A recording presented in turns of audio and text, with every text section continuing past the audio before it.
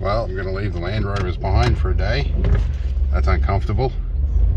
It's infusion day and people have asked for a longer video on that. But first we've got to get the apprentice off to where she's got to go. Hey guys, today I have a swimming carnival. Swimming carnival today. Well, you'll be busy while I'm off in hospital. Yeah. I think you get the better end of that deal. Plus I cannot wait to see Ches. Friend of hers. It's Ches. Alright, so it's about 8 o'clock in the morning. We've been up since about 7, I think 6:30, something like that. I don't really remember what time it was when we got up. But first it's breakfast time. Stop at the bakery and then we'll get ready to go.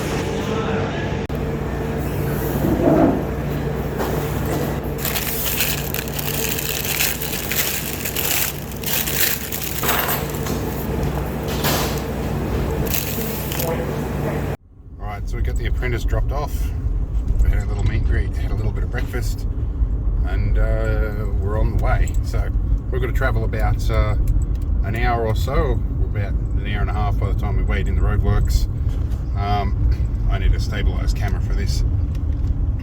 Then I'm going to be there for probably 3 or 4 hours, and yeah, then I'm probably going to sit around for a bit while I recover from that. And I'll talk through some of the other stuff and the details about it as we go through it. Alright, well, we're well on the way now. We're on the highway. Now, some of the limitations, people have asked about what limitations I have with this. There's a few. When this first happened to me, I was in the military, collapsed during a beep test, which, if you're not familiar, is where you run backwards and forwards across a 20 metre or two 20 metre markers. And the beeps increase in frequency, and you've got to get to certain levels. For my case, it was level 7.5. I got to level 7 and then collapsed. Couldn't get up. They said, look, it's time to go. It took 3 of them to pick me up. After that, I started getting all sorts of weird numbness and weird behaviours in my fingers. Like I'd try and pick up a coffee cup and 2 fingers would go in, 2 fingers would go out. That hasn't happened in a while. So yeah, I went off to get that checked out and got diagnosed with myelitis of the spinal cord in the C6 vertebrae, which is in the base of the neck here. And from there I had all sorts of weird oddities for several months, about 3-4 months after that. And then they just pretty much went away, which is, with relapsing remitting MS, that is pretty typical of an attack of MS. And jump forward about 15-16 years, I went to, because that stayed that way for a long time, I went through things like lumbar punctures and all sorts of other stuff that was worse than the condition. In fact, that lumbar puncture site didn't heal properly, and I ended up collapsing in a hallway and calling an ex-girlfriend going, I don't know where I am, what am I doing, come and help me. So that didn't help my current girlfriend at the time. Yeah, I'd happened to forget about her during that little event. But yeah, it was almost like meningitis. I didn't know what was going on. I couldn't think straight. Anyway, getting a little off track. About 16 years later, I went with my my financial manager here. We went off to an award ceremony for our work in the city. And the city stresses me out, something chronic. It's because if you don't know, I'm ADHD and Asperger's syndrome as well. And things like the city are a massive sensory overload for me. That stressed me out a lot. So in the morning, is when I discovered the stress is a trigger. I woke up largely blind in one eye, and as it turns out, I'd scored a brain lesion overnight as well. And that, via a visit to the optometrist, eventually led to an official diagnosis of multiple sclerosis.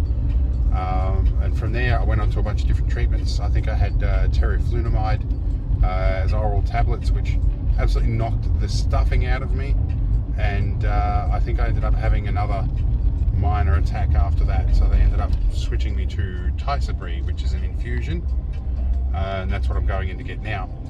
Since getting Tysabri, I've had no further attacks, and the issues I have are just still problematic. They come and go a little bit, but primarily with heat and stress. So with heat, I may have difficulties walking. like at random one leg might not work properly, primarily the right one, and because most of my issues are on the right side of the body like this. I have permanently different sensitivity from the left and right side of the body, and some textures in one hand I can't perceive properly. They feel absolutely horrible, like particularly like really coarse synthetic fibers. I don't know what it is, but I just can't stand them in that hand. Left-handed, they're fine. So yeah, there are some cognitive issues as well. Things like the autism side of stuff is much more of a challenge these days than it was.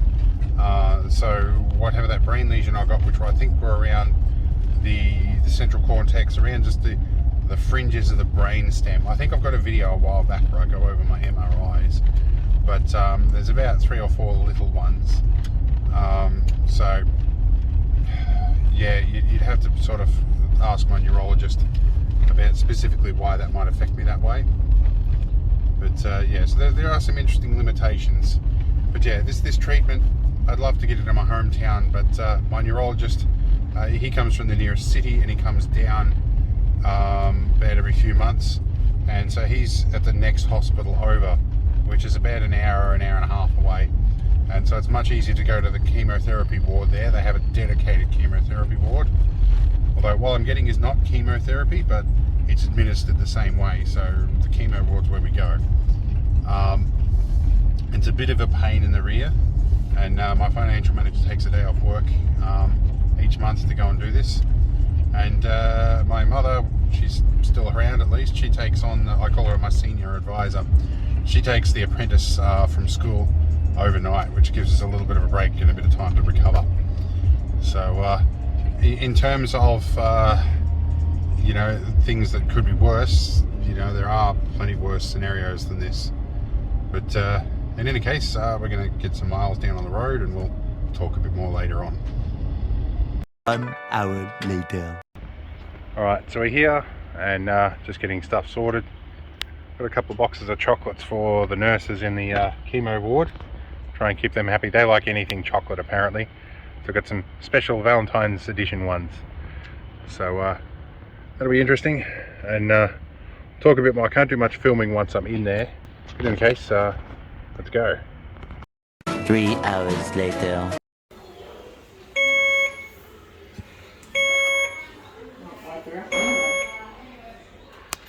2 hours later.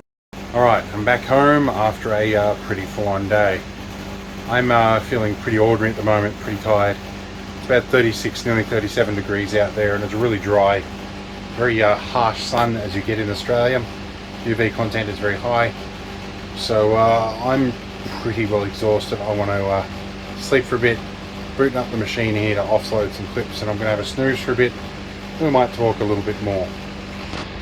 The very next evening. Okay, so it's about 24 hours later, and I am relaxing in the ambulance with the air conditioner while I'm waiting to pick up my apprentice from school. I have been absolutely zonked out the last couple of days. Yeah, it does make me tired for a couple of days afterwards. I'll bounce back pretty well after that, but I think a lot of this is just the stress of having actually gone to had to go the distance and had to actually go through the ordeal. That stresses me a lot, and I think that's part of the fatigue afterwards, not so much the treatment. But I am certainly tired for a few days afterwards. So pretty well, I'm going to leave it here. If you guys have got more questions, leave them in the comments. Ask about that. At this point, I don't even have the energy to figure out what the rest of my script was. I only just remembered now that I was actually filming this video. I completely dropped the ball. I spent a whole day just letting my brain switch off, which is pretty difficult. So we'll see you in the next one. I hope this answered some of your questions, and I'll get back to regularly scheduled stuff soon enough. See you later.